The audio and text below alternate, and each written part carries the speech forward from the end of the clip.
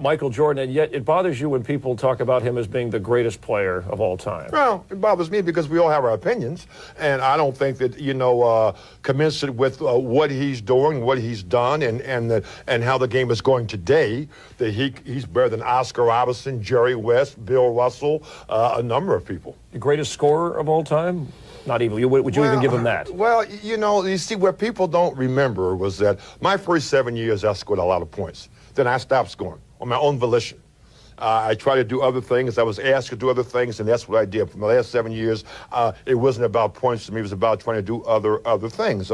So when they compare me with Michael's averaging 31 points for his lifetime. I averaged about 30 points for a lifetime. But I stopped scoring. Understand? Like I'm saying, so if I had continued to score, I would probably be averaging 40 points for my whole lifetime. Does that make me the best scorer? I really don't know. But one thing I do know, that all the years while I was usually scoring all those points, I was leading the league in percentile shooting.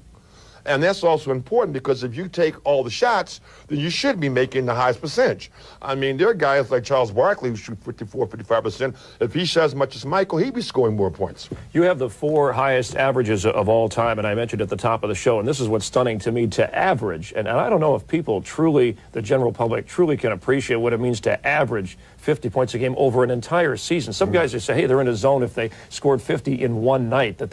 So you had to do that. When you look back, is that your greatest accomplishment? Without a doubt. I used to think later in the season, if I go out here tonight and score 39 points, I will have let my team down.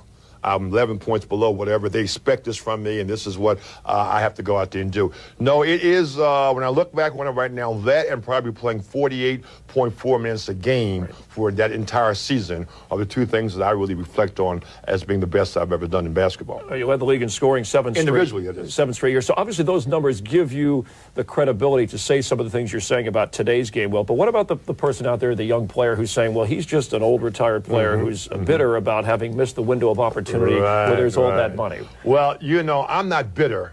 I'm really sad. You understand that I've missed a chance to make all that money that they're now making. But no, I'm not bitter because I think that I played in the golden age.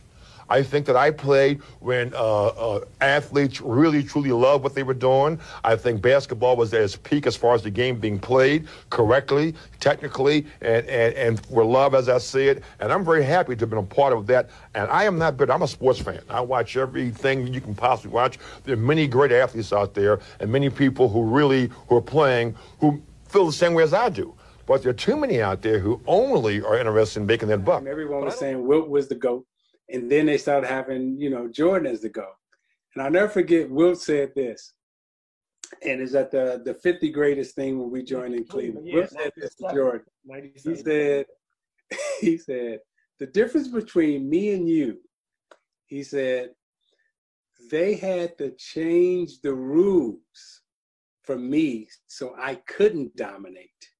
And this is Wilt Chamberlain speaking. He said, they changed the rules for you, Jordan, so you can dominate.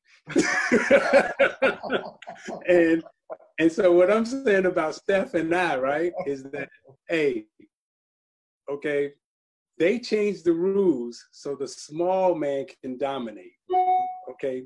The rules were not set up for me as a small person to dominate, and that's the difference.